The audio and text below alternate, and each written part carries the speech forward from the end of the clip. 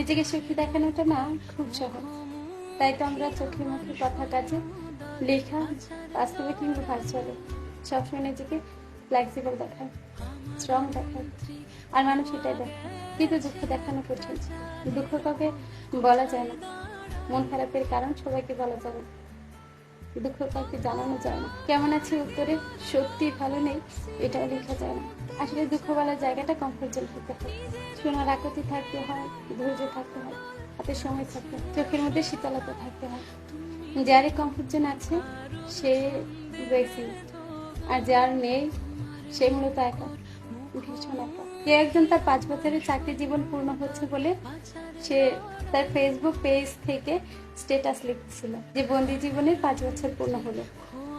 আবার সেটা ডিলিট করে সমাজ কি ভাবে, সমাজের লোকজন কি ভাবে এটা চিন্তা করে সে সেই লেখাটা ডিলিট করে নতুন করে লিখলো 5 বছরের আনন্দময় জীবন পূর্ণ হলো।